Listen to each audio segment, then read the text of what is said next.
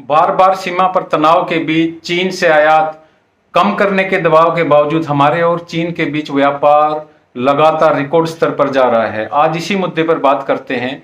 2022 में भारत और चीन दोनों देशों के बीच 8.4% की वृद्धि के साथ व्यापार 135.98 अरब डॉलर पहुंच गया और इसके साथ ही भारत का व्यापार घाटा भी 100 अरब डॉलर के नए स्तर को पार कर गया है। जबकि इससे पहले 2021 में दोनों देशों के बीच व्यापार लगभग 125 अरब डॉलर का ही था। 2022 में भारत को होने वाले चीनी सामान के निर्यात में 21.7 की वृद्धि हुई और यह 118.5 अरब डॉलर हो गया। जबकि 2022 में चीन को भारत से होने वाले निर्यात में 37.9 लगभग 38% की भारी गिरावट दर्ज हुई और यह लगभग 17.5 अरब डॉलर पर जा पहुंचा। यानी चीन और भारत के बीच व्यापार असंतुलन चीन के पक्ष में 100 अरब डॉलर से ज्यादा का है। लेकिन ये बात समझ से परे है कि सीमा पर तनाव और बेपरवाह व्यापार हम चाइना के साथ करने में लगे हुए हैं। पिछले 2 सालों में चीन और भारत के बीच सीमा पर तनाव बढ़ा है, यहां तक कि कई हिंसक झड़पें भी हुई हैं। लेकिन दूसरी तरफ व्यापार के क्षेत्र में भारत की चीन पर निर्भरता भी लगातार बढ़ती जा रही है। पिछले कुछ सालों में दोनों देशों के बीच एक के बाद एक तनाव की घटनाएं सामने आ रही हैं। 2022 में 9 दिसंबर को सिक्किम के तवांग सेक्टर में भारत और चीन के सैनिकों के बीच हिंसक झड़प हो गई थी।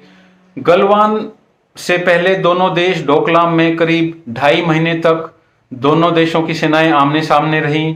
भारत और चीन के बीच पूर्वी लद्दाख में 2020 में गंभीर स्थिति पैदा हुई थी। अप्रैल 2020 में LAC वास्तविक नियंत्रण रेखा पर शुरू हुए सैन्य गतिरोध के बाद भारत ने चीन से स्पष्ट रूप से कहा था कि सीमा पर तनाव के साथ बाकी संबंध सामान्य नहीं रह सकते और इसके बाद चीन से निवेश में हमारे यहाँ कमी आई, क्योंकि केंद्र सरकार ने कई तरह की जो बैन्स हैं वो लगा दिए थे, प्रतिबंध लगा दिए थे। भारत ने 5G ट्रायल से चीनी कंपनियों को बाहर कर दिया और 200 से अधिक ऐप भी बैन कर दिए थे।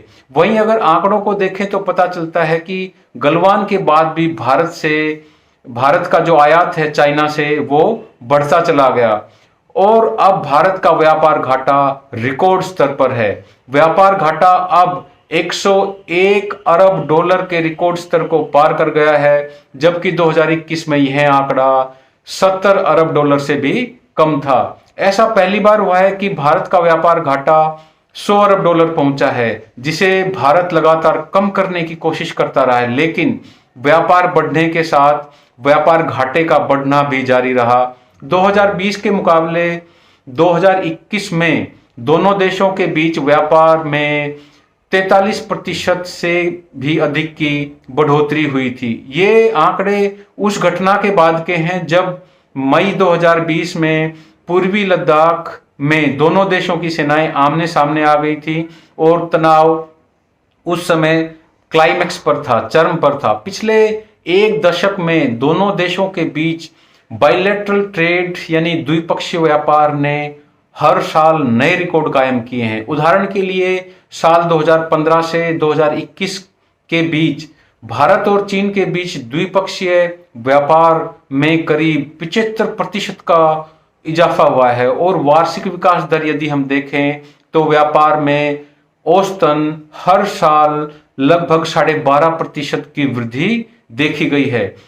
व्यापार असंतुलन का कारण क्या है यदि हम इस पर बात करें तो भारत चीन को कच्चा माल बेचने का काम करता है, जबकि वहां से आयात में भारत ज्यादातर बने बनाए प्रोडक्ट्स खरीदता है।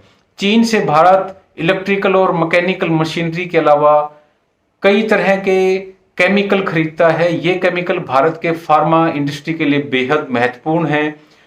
इससे हमारे देश में दवाएं बनती हैं, लेकिन उनकी ओरिजिनल सामग्री चाइना से ही आती है। वहीं दूसरी ओर भारत चाइना को बड़े पैमाने पर cotton, iron and steel, artificial फूल, स्लैग, राख और ऑर्गेनिक केमिकल बेचने का काम करता है। 2021-22 में भारत ने चाइना से करीब 3000 करोड़ अमेरिकी डॉलर का इलेक्ट्रॉनिक सामान खरीदा है। इसमें इलेक्ट्रिकल मशीनरी, उपकरण, spare part, sound recorder, television और दूसरी कई चीजें शामिल है। चीन पर भारत अपनी निर्भरता कम कैसे करे, यदि हम इसके बारे में बात करें तो आत्मनिर्भर राष्ट्र निर्माण के आह्वान के बाद भी भारत का व्यापार घाटा चाइना के साथ कम नहीं हुआ है। चीन बड़े पैमाने पर दुनिया में सामान निर्यात करता है। चीन की फिलॉसफी डंप करने की है, जिससे न केवल चाइना के साथ भारत का व्यापार घाटा बढ़ा है बल्कि इंडस्ट्री को भी नुकसान हो रहा है। चीन सस्ता सामान बनाकर हमारे देश में डंप करता है। सरकार को चीन के प्रोडक्ट्स पर क्वालिटी चेक लगाना चाहिए। इसके अलावा इस वक्त लेवल प्लेइंग फील्ड की जरूरत है, जिसके लिए एंटी डंपिंग ड्यूटी को भी कुछ समय के लिए बढ़ाया जा सकता है। कुल मिलाकर यह कहा जा सकता है कि चाइना और भारत के बीच एक तरफ जहां गतिरोध बढ़ रहा है, वहीं दूसरी तरफ चीन से इंपोर्ट होने वाले सामान पर भारत की निर्भरता पहले से अधिक हो गई है।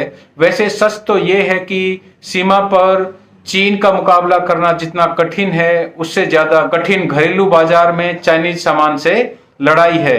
समय रहते हमें चीन पर अपनी बढ़ती निर्भरता को कम करना होगा, नहीं तो व्यापार में भी किसी दिन चीनी धोखे का सामना हमें करना पड़ सकता है।